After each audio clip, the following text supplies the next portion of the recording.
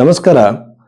ನೀವು ಬಹಳಷ್ಟು ಸಲ ರಾಶಿ ಭವಿಷ್ಯವನ್ನು ಜ್ಯೋತಿಷವನ್ನು ಕೇಳಿರ್ತೀರ, ಬಟ್ ಅದು ನಿಜ ಆಗಿರೋದಿಲ್ಲ. ಇದಕ್ಕೆ ಹಲವಾರು ಕಾರಣಗಳಿದೆ. ಯಾಕೆಂದ್ರೆ ನಿಜವಾದ ಜ್ಯೋತಿಷ ಅಂತಂದ್ರೆ ನ್ಯೂಮರಾಲಜಿ ಅಲ್ಲ. ನ್ಯೂಮರಾಲಜಿಯಲ್ಲಿ ಎಲ್ಲಾ ಡೇಟ್ಗಳಲ್ಲೂ ಸಕ್ಸಸ್ಫುಲ್ ವ್ಯಕ್ತಿಗಳು ಹುಟ್ಟಿದ್ದಾರೆ. ಎಲ್ಲಾ ಡೇಟ್ಗಳು ಹುಟ್ಟಿದವರು ಸಮಸ್ಯೆಗಳಾಗುತ್ತೆ. ಒಂದೇ ಡೇಟ್ ಅಲ್ಲಿ ಬಹಳಷ್ಟು ಜನ ಹುಟ್ಟಿರ್ತಾರೆ. ಅದೇ ತರ ವಾಸ್ತು ಪ್ರಕಾರ ನೀವು ಹೋದ್ರೆ ಒಂದೇ ಮನೆಯಲ್ಲಿ 2-3 ಕುಟುಂಬಗಳಿರುತ್ತೆ. ಒಂದೊಂದು ಕುಟುಂಬ ಚೆನ್ನಾಗಿರುತ್ತೆ, ಒಂದು ಕುಟುಂಬ ಚೆನ್ನಾಗಿರಲ್ಲ. ಟ್ಯಾರೋಟ್ ಕಾರ್ಡಿಗೆ ಹೋಗಿ ಬೇರೆ ಬೇರೆ ತರದ್ದು ಹೋಗಿ, ಈಗ ಒಂದು ಹರಳನ್ನ ಹಾಕೊಂಡ ತಕ್ಷಣ ನೀವು ಲೈಫ್ ಅಲ್ಲಿ ಸಕ್ಸಸ್ಫುಲ್ ಆಗಕ್ಕಾಗಲ್ಲ. ಯಾವ್ದೋ ಒಂದು ಹರಳು ಹಾಕೊಳ್ಳೋದು, ಯಾವ್ದೋ ಒಂದು ವಸ್ತುವನ್ನ ಮನೇಲಿ ಇಟ್ಕೊಳ್ಳೋದು, ಕಲರ್ ವಸ್ತುಗಳನ್ನೆಲ್ಲ ಕೊಡ್ತಾ ಇದ್ದಾರೆ ಕೆಲವರು. ಸೊ ಇದು ಯಾಕೆ ಅಂತಂದ್ರೆ ಬೃಹತ್ ಪರಾಶರ ಹೋರಾಶಾಸ್ತ್ರದಲ್ಲಿ ಸ್ಟೋನ್ಸ್ ಬಗ್ಗೆ ಇಲ್ಲ, ನ್ಯೂಮರಾಲಜಿ ಬಗ್ಗೆ ಇಲ್ಲ, ದೊಡ್ಡ ದೊಡ್ಡ ಪೂಜೆಗಳು, ಕಾಸ್ಟ್ಲಿ ಪೂಜೆಗಳ ಬಗ್ಗೆ, ಜನಗಳು ಕೊಡ್ತಿರುವಂತ ಎಂತೆಂಥದೋ ಮಾಲೆಗಳು, ಎಂತೆಂಥದೋ ವಸ್ತುಗಳು, ಕಲರ್ ಅವರೇ ತಯಾರು ಮಾಡಿರುವಂತದ್ದು ಏನೇನೋ ಒಂದು ವಸ್ತುಗಳು ಯಾವುದು ಕೂಡ ಇಲ್ಲ.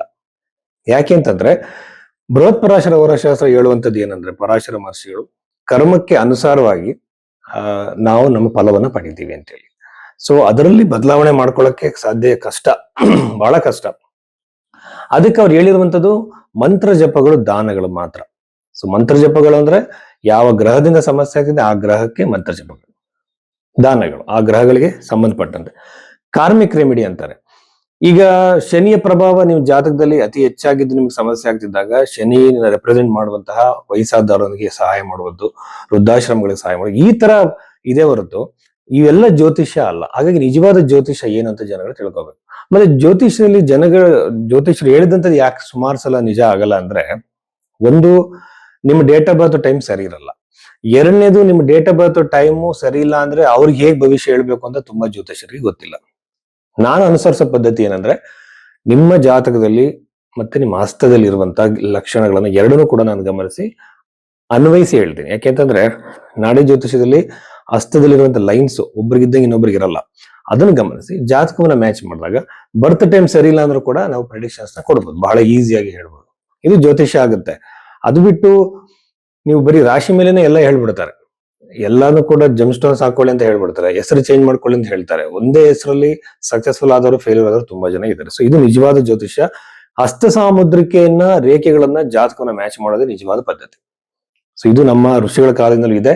ಸೊ ಆ ರೀತಿ ನಿಮ್ಮ ಜಾತಕವನ್ನು ತೋರಿಸೋದಕ್ಕೆ ಭೈರವಿ ಆಸ್ಟ್ರೋದಲ್ಲಿ ಸಂಪರ್ಕವನ್ನು ಮಾಡಬಹುದು. ಕನ್ಯಾ ರಾಶಿ 2026 ಈ ಒಂದು ಜೂನ್ ತಿಂಗಳ 7ನೇ ತಾರೀಕಿನ ನಂತರದಲ್ಲಿ ವಾರ ಫಲದಲ್ಲಿ ಕನ್ಯಾ ರಾಶಿಯ ಬಗ್ಗೆ ನಾವು ನೋಡೋದಾದ್ರೆ, ರಾಶ್ಯಾಧಿಪತಿ ದಶಮ ಭಾವದಲ್ಲಿ ಇರೋದ್ರಿಂದ ಯೂಶುವಲ್ ಆಗಿ ನನಗೆ ಅನಿಸ್ತಿರೋದು ಏನಂತಂದ್ರೆ, ವೃತ್ತಿ ಜೀವನದಲ್ಲಿ ಮಹತ್ತರವಾದಂತಹ ಬದಲಾವಣೆಗಳು ಇದೆ. ಹೇಗೇನು ಇದು ನವಮಾಧಿಪತಿ ಜೊತೆ ಕನೆಕ್ಷನ್ ಇರೋದ್ರಿಂದ ನನಗೆ ಅನಿಸ್ತಿರೋದು ಏನಂತಂದ್ರೆ, ಯೂಶುವಲ್ ಆಗಿ ವಿದೇಶದಲ್ಲಿ ಜಾಬ್ಗೆ ಟ್ರೈ ಮಾಡ್ತಿರ್ತಾರೆ, ಅಲ್ಲೊಂದು ಪೊಸಿಷನ್ ಟ್ರೈ ಮಾಡ್ತಿರ್ತಾರೆ. ಕೆಲವರೆಲ್ಲ ಎಲ್ಲೆಲ್ಲೋ ಕೆಲಸ ಮಾಡ್ಕೊಂಡು ಜಾಬ್ ನ ಹುಡುಕ್ತಾ ಇದ್ದಾರೆ. ನನ್ನ ಕ್ಲೈಂಟ್ಸ್ ಗಳು ತುಂಬಾ ಜನ ಇದ್ದಾರೆ. ಅವರು ಎಲ್ಲೋ ಹೋಟೆಲ್ಗಳಲ್ಲಿ ಅಲ್ಲಿ ಇಲ್ಲಿ ಕೆಲಸ ಮಾಡ್ಕೊಂಡು ಜಾಬ್ ನ ಹುಡುಕ್ತಿರ್ತಾರೆ. ಇಂಥವ್ರಿಗೆ ಉದ್ಯೋಗದ ಅವಕಾಶ ಆಗತ್ತೆ. ಸೊ ನನಗೆ ರೀಸೆಂಟ್ ಚೈನಾದಿಂದ, ಆಸ್ಟ್ರೇಲಿಯಾದಿಂದ ಎಲ್ಲ ಕಡೆ ಕಾಲ್ ಮಾಡಿರ್ತಾರೆ, ವಿದೇಶದಲ್ಲಿ ಇರುವಂತ ಜಾಬ್ ಇಲ್ಲ ಸರ್, ಇಲ್ಲಿ ಹುಡುಕ್ತಿದ್ವಿ, ಕಷ್ಟ ಪಡ್ತಿದ್ವಿ. ಅಲ್ಲಿ ಒಂದ್ ಕಡೆ ಹೋಗ್ಬಿಟ್ಟಿರ್ತಾರೆ, ಮತ್ತೆ ಪುನಃ ಬರೋದು ಕಷ್ಟ ಆಗತ್ತೆ ಅವ್ರಿಗೆ. ಇವ್ರಿಗೆಲ್ಲ ಉದ್ಯೋಗದ ಅವಕಾಶ ಕನ್ಯಾ ರಾಶಿ ಜನಿಸಿದಂಥವ್ರಿಗೆ ಇದೆ. ಹಾಗೇನೆ ನಾನು ಯಾರಿಗಾದ್ರೂ ಒಂದು ರೆಮಿಡಿ ಸಜೆಸ್ಟ್ ಮಾಡ್ತೀನಿ ಅನ್ಕೊಳ್ಳಿ, ನಾನು ಯೂಶುವಲಿ ಜಮ್ ಸ್ಟೋನ್ಸ್, ನ್ಯೂಮರಾಲಜಿ, ಟ್ಯಾರೆಟ್ ಕಾರ್ಡಿನ್ ರೆಮಿಡೀಸ್, ದೊಡ್ಡ ದೊಡ್ಡ ಪೂಜೆ ಸಜೆಸ್ಟ್ ಮಾಡಲ್ಲ. ಯಾಕೆಂತಂದ್ರೆ ಬೃಹತ್ ಪರಾಶರ ಹೋರಾಶಾಸ್ತ್ರದಲ್ಲಿ ಮಹರ್ಷಿಗಳು ಇರುವಂತ ರೆಮಿಡಿ ಮಾತ್ರ ನಾನು ಸಜೆಸ್ಟ್ ಮಾಡ್ತೀನಿ. ಅದ್ರಲ್ಲಿ ಬಂದು ಮಂತ್ರ ಜಪಗಳು ಇರುತ್ತೆ. ಯಂತ್ರಗಳು ಕೆಲಸ ಮಾಡೋದ್ರ ಬಗ್ಗೆ ಯಾವಾಗ್ಲೂ ಕೂಡ ಅದು ಬಹಳ ಡೀಪ್ ಆಗಿರೋ ವಿಚಾರ. ಅದು ಯಂತ್ರ ಹೆಂಗ್ ಕೆಲಸ ಮಾಡತ್ತೆ ಅಂತ ಹೇಳಿ ಅದನ್ನ ಆ ಪದ್ಧತಿಲಿ ಇದರಲ್ಲಿ ಮಾಡಬೇಕು. ಸುಮ್ಮನೆ ಎಂತದೋ ಒಂದು ಕಲರ್ ಆಗಿರುವಂತದ್ದು ಈ ಅಮೆಝಾನ್ ಅಲ್ಲಿ ಸಿಗುವಂತ ವಸ್ತುಗಳನ್ನ ತಂದು ಮನೇಲಿ ಇಟ್ಕೊಳ್ಳಿ, ಇದನ್ನ ಸರಿಯಾಗದೆ ಅಂತ ಹೇಳೋದು ಬಹಳ ಮೂರ್ಖತನ. ಯಂತ್ರದ ಪ್ರತಿಷ್ಠಾಪನೆ ಬೇರೆ ತರ ಇರುತ್ತೆ. ಈ ಬಗೆಯಲ್ಲಿ ಯೋಚನೆ ಮಾಡಿದಾಗ ರೆಮಿಡೀಸ್ ನ ನೀವು ಮಾಡ್ಬೇಕು. ಮಂತ್ರ ಜಪ ಯಾರು ಮಾಡ್ತಾರೆ ಸರ್? ರೆಡಿ ಅಂದ್ರೆ ಮಂತ್ರಗಳಿಗೆ ಒಂದು ಶಕ್ತಿ ಇರುತ್ತೆ. ಮಂತ್ರಗಳನ್ನ ದಿನಕ್ಕೆ 2 ಸಲ 3 ಸಲ ಹೇಳಿದ್ರೆ ಆಗಲ್ಲ. ಕಂಟಿನ್ಯೂಸ್ ಆಗಿ ನಿಷ್ಠೆಯಿಂದ ಹೇಳ್ತಾ ಆ ಜಪದಲ್ಲಿ ಗ್ರಹಗಳಲ್ಲಿ ಬದಲಾವಣೆ ಆಗುತ್ತೆ, ಘಟನೆಗಳಲ್ಲೂ ಬದಲಾವಣೆ ಆಗುತ್ತೆ. ಈ ಭಕ್ತಿ ಇಲ್ಲ ಅಂತಂದ್ರೆ ಇವತ್ತೆಲ್ಲ ನಾಳೆ ಈ ಪ್ರಪಂಚದಲ್ಲಿ ಒಂದು ಸ್ಟಡೀಸ್ ಆಗಿ ಮಂತ್ರ ಜಪಗಳಿಂದ ನಮ್ಮ ಜೀವನದಲ್ಲಿ ಹಲವಾರು ಬದಲಾವಣೆಗಳಾಗತ್ತೆ ಅಂತ ಒಂದಿನ ಪ್ರೂವ್ ಆಗೇ ಆಗುತ್ತೆ. ಸೊ ಸೈಂಟಿಫಿಕ್ ಆಗಿ ಅದು ನಿಧಾನ. ಋಷಿಗಳು ಮುಂಚೆನೆ ಅದನ್ನ ಹೇಳಿದ್ದಾರೆ. ಇದನ್ನ ತಲೆಯಲ್ಲಿ ಇಟ್ಕೊಳ್ಳಿ.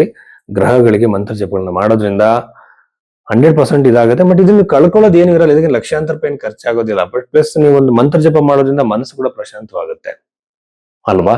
ಆಂಗ್ಸೈಟಿಂದ ನೀವು ಹೊರಗಡೆ ಬರ್ತೀರಾ, ಹಾಗಿರುತ್ತೆ. ಸೊ ಹಂಗಾಗಿ ಯಾವುದೇ ಕಾರಣಕ್ಕೂ ಕೂಡ ಪರಿಹಾರಗಳನ್ನ ನೆಗ್ಲೆಕ್ಟ್ ಮಾಡಬೇಡಿ. ಆವಾಗ ಉದ್ಯೋಗದಲ್ಲಿ ಇನ್ನೂ ಹೆಚ್ಚು ಬದಲಾವಣೆಗಳಾಗುತ್ತೆ. ಈ ಒಂದು ಕನ್ಯಾ ರಾಶಿಯಲ್ಲಿ ಜನಿಸಿದಂತವರಿಗೆ ಉದ್ಯೋಗದಲ್ಲಿ ಅತ್ಯುತ್ತಮ ಬದಲಾವಣೆ, ಜಾಬ್ ಕರಿಯರ್ ಅಲ್ಲಿ ಸಾಧನೆ ಮಾಡುವಂಥದ್ದು, ಬಿಸ್ನೆಸ್ ಅಲ್ಲಿ ಹೆಚ್ಚು ಲಾಭ ಗಳಿಸುವಂಥದ್ದು ಇವೆಲ್ಲ ಇದೆ.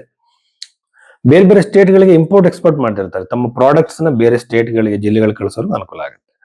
ಎರಡನೇದಾಗಿ ಬಂದು ಸಾಲದಿಂದ ಹೊರಗಡೆ ಬರುವಂತ ಅವಕಾಶಗಳು ಅತಿ ಹೆಚ್ಚಾಗಿದೆ. ಹೆಂಗೆ ಅಂತಂದ್ರೆ ಸಡನ್ ಆಗಿ ಎಲ್ಲೋ ಒಂದು ಕಡೆಯಿಂದ ಹಣ ಬಂದು ಸಾಲವನ್ನು ನೀವು ತೀರಿಸುವಂತ ಸಾಧ್ಯತೆಗಳು ಇರುತ್ತೆ. ಒಂದು ಅವಕಾಶ ನಿಮಗೆ ಸಿಗ್ಬೋದು. ಆಮೇಲೆ ಸಪ್ತಮದಲ್ಲಿರುವಂತಹ ಶನಿ ಗ್ರಹವನ್ನ ನೋಡಿದ್ರೆ ವಿವಾಹ ವಿಳಂಬ ಆಗುತ್ತೆ. ಸಂಬಂಧಗಳು ಬರೋದು, ನೋಡ್ಕೊಂಡು ಹೋಗೋದು, ಸೆಟ್ ಆಗದೆ ಇರೋದು. ಸೊ ನನಗೀಗ 35 ನಡೀತಿದೆ, 38 ನಡೀತಿದೆ, ಇನ್ನು ಮದುವೆ ಆಗಿಲ್ಲ ಅಂತ ಕೇಳ್ತಿರ್ತಾರೆ. ಸೊ ಅವರಿಗೆಲ್ಲ ಜಾತಕದಲ್ಲಿ ಶನಿಯ ಪ್ರಭಾವ ಹೆಚ್ಚಾಗಿರುತ್ತೆ. ಹಂಗಂತೇಳಿ ಶನಿ ಪ್ರಭಾವನ ಕಡಿಮೆ ಮಾಡೋದಕ್ಕೆ ನೀವು ಏನೋ ಒಂದು ಶನಿಗೆ ಸಂಬಂಧಪಟ್ಟ ಸ್ಟೋನ್ ಹಾಕೊಂಡ ತಕ್ಷಣ ಆಗಲ್ಲ. ನೀವು ಒಂದು ಧಾರ್ಮಿಕ ಜೀವನವನ್ನ ಮಾಡಬೇಕು, ನಿಷ್ಠೆಯಿಂದ ಸತ್ಯವಾಗಿರೋ ಜೀವನ ಮಾಡ್ತಾ ಹೋಗ್ಬೇಕು. ಆವಾಗ ಮಂತ್ರ ಜಪಗಳನ್ನ ಮಾಡಬೇಕು. ಅವಾಗ ನಿಮಗೆ ಕೆಲಸ ಮಾಡತ್ತೆ. ಅಸತ್ಯದಿಂದ, ಅಧರ್ಮದಿಂದ ಗ್ರಹಗಳನ್ನ ನೀವು ಶಾಂತಿ ಪಡಿಸೋಕೆ ಆಗಲ್ಲ. ಸೊ ಹಂಗಾಗಿ ಅದು ತಕ್ಕಂತೆ ಋಷಿಗಳಿರುವಂತಹ ಮಂತ್ರ ಜಪಗಳನ್ನು ಮಾಡಿದ್ರೆ ವಿವಾಹ ಪ್ರಾಪ್ತಿ ಆಗೇ ಆಗುತ್ತೆ. ಬಟ್ ಹಿಂಗೆ ಜಪಗಳು ಅಂದ್ರೆ 10,000, 20,000, 30,000 ಜಪಗಳಾಗಬೇಕು. ನೀವೇ ಮಾಡ್ಬೋದು, ಕಷ್ಟ ಏನಲ್ಲ. ಮಾಡಿಸಿ, ಮಾಡುವಂತ ಜನಗಳು ಇದ್ದಾರೆ. ಅದು ಬಿಟ್ಟು ನೀವು ಎಂಥದೋ ಒಂದು ಹೆಸರು ಚೇಂಜ್ ಮಾಡ್ಕೊಳ್ಳೋದು, ನಂಬರ್ ಚೇಂಜ್ ಮಾಡ್ಕೊಳ್ಳೋದು, ಸರ್ ನಾನು ಈ ನಂಬರ್ನ ನಮ್ ಸಿಮ್ ಚೇಂಜ್ ಮಾಡಿ ನಾನು ಮದುವೆ ಆಗತ್ತೆ ಅಂತ ಬಾಲಿಶವಾಗಿ ಕೇಳ್ತಿರ್ತಾರೆ. ಜ್ಯೋತಿಷ ಹೆಂಗ್ ಕೆಲಸ ಮಾಡತ್ತೆ ಅಂತ ಸೈಂಟಿಫಿಕ್ ಆಗಿ ತಿಳ್ಕೊಳ್ಳಿ. ಗ್ರಹಗಳು ಹೇಗೆ ಕೆಲಸ ಮಾಡ್ತವೆ ಅಂತ ತಿಳ್ಕೊಳ್ಳಿ. ನಿಮಗೆ ಗೊತ್ತಾಗತ್ತೆ ಯಾವ್ದ್ರಿಂದನೂ ಆಗಲ್ಲ ಅಂತ. ಸೊ ವಿವಾಹದ ಪ್ರಾಪ್ತಿಗೆ ನಾನು ಹೇಳುತ್ತ ಮಂತ್ರ ಜಪಗಳನ್ನು ಮಾಡಿ ವಿವಾಹ ಪ್ರಾಪ್ತಿ ಆಗುತ್ತೆ. ಬಟ್ ಈಗ ಯೋಗ ತುಂಬಾ ಕಡಿಮೆ ಇದೆ. ಅಷ್ಟಮದಲ್ಲಿ ಕುಜಗ್ರಹ ಇರೋದ್ರಿಂದ ಮ್ಯಾರಿಟಲ್ ಲೈಫ್ ಅಲ್ಲಿ ತುಂಬಾ ಕಿರಿಕಿರಿ ಇಶ್ಯೂಸ್ಗಳು ಬರುತ್ತೆ. ಕನ್ಯಾ ರಾಶಿಯವರಿಗೆ ಪಂಚಮ ಭಾವವನ್ನು ನೋಡ್ತಾ ಇದ್ರೆ ವಿದ್ಯಾರ್ಥಿಗಳಿಗೆ ಬಹಳ ಒಳ್ಳೆಯದು. ವಿದ್ಯಾರ್ಥಿಗಳು ಒಳ್ಳೆ ಮುನ್ನಡೆಯನ್ನ ಸಾಧಿಸ್ತಾರೆ. ಆಮೇಲೆ ಪ್ರೇಮಿಗಳು ಕಾಂಪ್ರಮೈಸ್ ಆಗೋ ಸಾಧ್ಯತೆ, ಇಷ್ಟಪಟ್ಟವ್ರು ದೂರ ಆಗಿರ್ತಾರೆ, ಒಂದಾಗಬಹುದು ಅವರು. ಮಕ್ಕಳು ನಿಮ್ಮಿಂದ ದೂರ ಆಗಿರ್ತಾರೆ. ಮಕ್ಕಳುಗಳು ಯಾವ್ದೋ ಜಗಳ ಮಾಡ್ಕೊಂಡು ನಿಮ್ಮನ್ನ ಬಿಟ್ಟು ಹೋಗಿರ್ತಾರೆ, ದೂರ ಆಗಿರ್ತಾರೆ, ಮಾತಾಡ್ಸ್ತಾರಲ್ಲ. ನಿಮ್ಮ ಮಕ್ಕಳು ನಿಮ್ಗೆ ಒಂದಾಗುವಂತ ಸಾಧ್ಯತೆ ಇರುತ್ತೆ. ಹೀಗೇನು ನವಮದಲ್ಲಿ ಸೂರ್ಯ ಇರೋದ್ರಿಂದ ತಂದೆಯ ಒಂದು ಅಭಿವೃದ್ಧಿ ಆಗತ್ತೆ. ನನಗೆ ಬಹಳ ಚೆನ್ನಾಗಿ ಅನಿಸ್ತಿರುವಂತದ್ದು 6ನೇ ಮನೇಲಿ ರಾಹು ಇರುವಂತದ್ದು. ನಿಮ್ಮ ಶತ್ರುಗಳ ಮೇಲೆ ನೀವು ಜಯ ಸಾಧಿಸ್ತೀರ. ನಿಮ್ಮನ್ನ ಬೀಳಿಸ್ಬೇಕು, ನಿಮ್ಮನ್ನ ಕುತಂತ್ರ ಮಾಡಿ ನಿಮ್ಮನ್ನ ಹಾಳು ಮಾಡ್ಬೇಕು ಅಂತ ಯೋಚನೆ ಮಾಡ್ತಿರೋ ಎಲ್ಲರೂ ಕೂಡ ನೀವು ಉತ್ತರವನ್ನ ಕೊಡ್ತೀರಾ. ಕರಿಯರ್ ಅಲ್ಲಿ, ಬಿಸ್ನೆಸ್ ಅಲ್ಲಿ ದೊಡ್ಡ ಸಾಧನೆ ಇದೆ, ಲಾಭದ ಸಾಧ್ಯತೆ ಇದೆ. ಇದು ಇನ್ವೆಸ್ಟ್ಮೆಂಟ್ ಮಾಡೋದಕ್ಕೂ, ಹೊಸ ಬಿಸ್ನೆಸ್ ಗಳನ್ನ ಸ್ಟಾರ್ಟ್ ಮಾಡೋಕ್ಕೂ ಒಳ್ಳೆ ಟೈಮ್ ಆಗಿದೆ ಇದು. ಸೊ ಇಷ್ಟು ವಿಚಾರಗಳು ಕನ್ಯಾ ರಾಶಿಗೆ ಸಂಬಂಧಿಸಿದೆ.